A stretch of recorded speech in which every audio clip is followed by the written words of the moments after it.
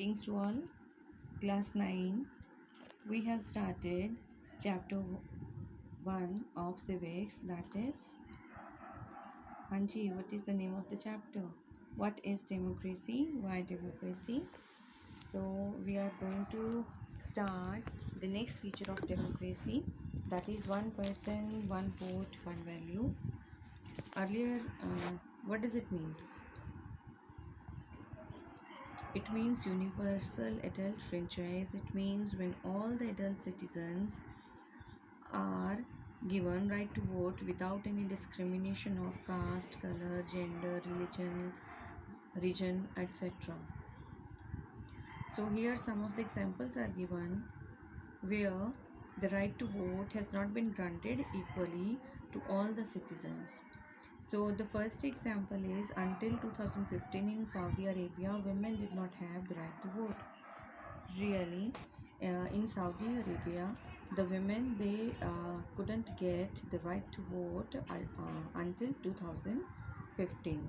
Second, in Estonia, the Russian minority, their citizenship rules are such in such a way that people belonging to Russian minority find it difficult to get the right to vote. Means here also the right to vote is not granted equally to all the citizens.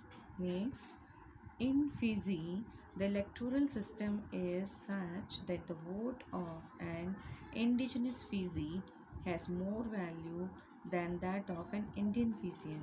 So here we can also see that the right to vote is not based on equality, but in India we have the principle of one person, one vote, and one value. Means the vote of every person is counted as one.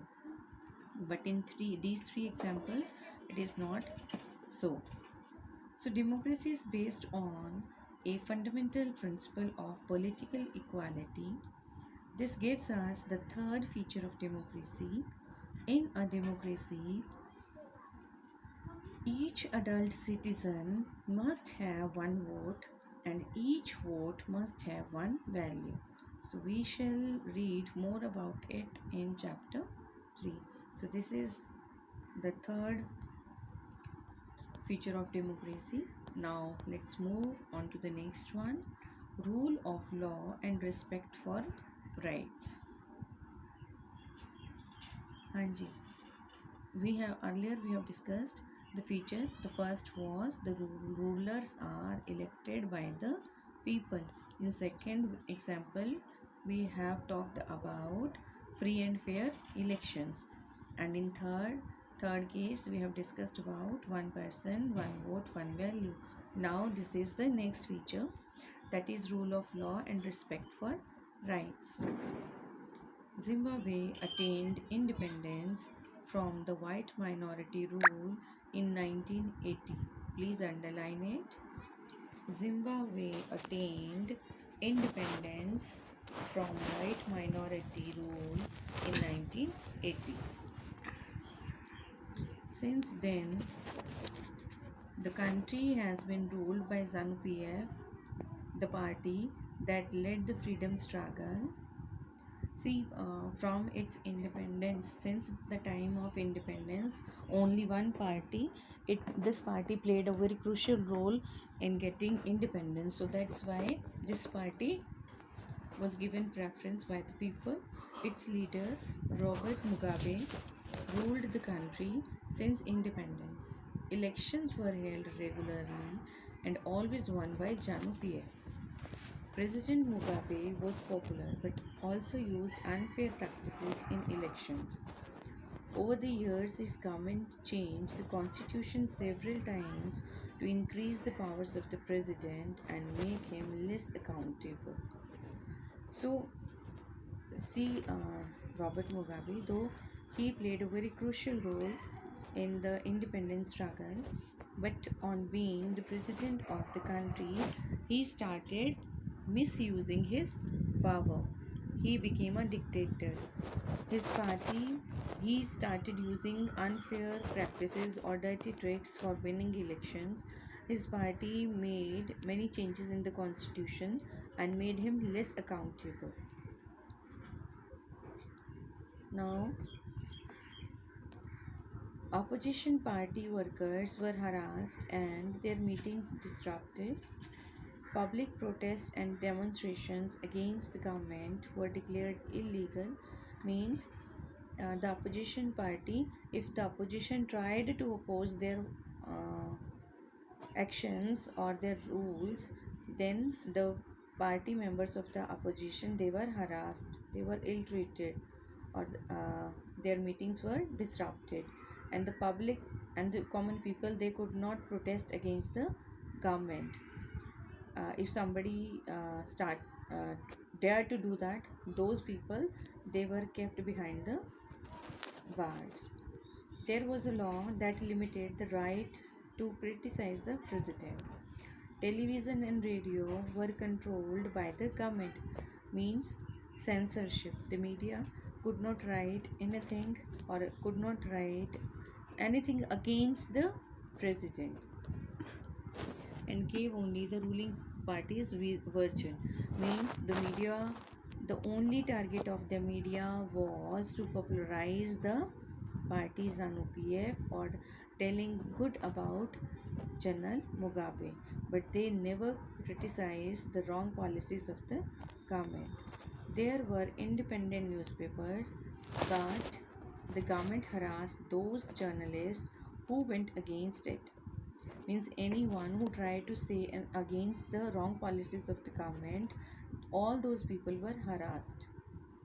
The government ignored some court judgments that went against it and pressurized judges. He was forced out of office in 2017. Like if anyone uh, or any judgment goes against the party or against General Mugabe, then they ignored some of the court judgments, and the party, they tried to pressurize the judges even. And in 2017, General Mugabe was forced out of the office. The example of Zimbabwe shows that popular approval of the rulers is necessary in a democracy, but it is not sufficient. Popular governments can be undemocratic. Means there the government of General Mugabe was popular among the people. Why? Because this party played a crucial role for independence. But now see, we discussed that how General Mugabe became dictator later on. So, a popular party, we know that the rule of popular parties is good, but sometimes it can be undemocratic.